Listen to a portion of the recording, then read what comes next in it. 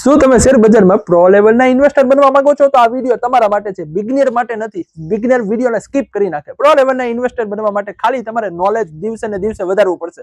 આજે આ knowledgeable video એટલે રિટર્ન ઓન ઇક્વિટી ઉપર હું તમારી માટે વિડીયો લાવ્યો છું. રિટર્ન ઓન ઇક્વિટીનો ઉપયોગ શું છે?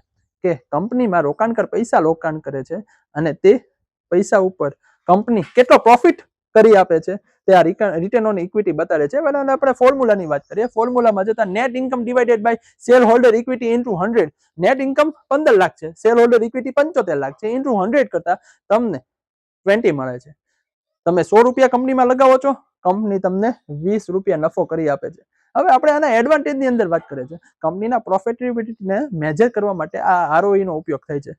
સેમ ઇન્ડસ્ટ્રીમાં બે કંપનીનું કમ્પેરિઝન કરવા માટે ROE નો ઉપયોગ થાય છે.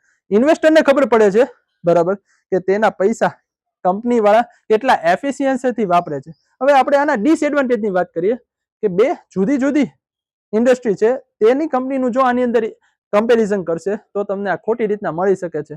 આ એકલું ROE જોઈને જ તે ઇન્વેસ્ટમેન્ટ કરવું તે ખોટું હોઈ શકે છે. અને મારા આવા ને આવા એજ્યુકેટેડ વાળા વિડીયો જોવા માટે આ ચેનલને ફોલો કરવાનું ભૂલતા નહીં. તમે તમારી કંપનીનું નામ મોકલજો, હું તમને કોમેન્ટની અંદર તમારા ROE કંપનીનું કાઢીને આપીશ. લાઈક, શેર અને કોમેન્ટ કરતા જજો જો આવ્યા છો તો. Thank you so much. Don't worry, I am here.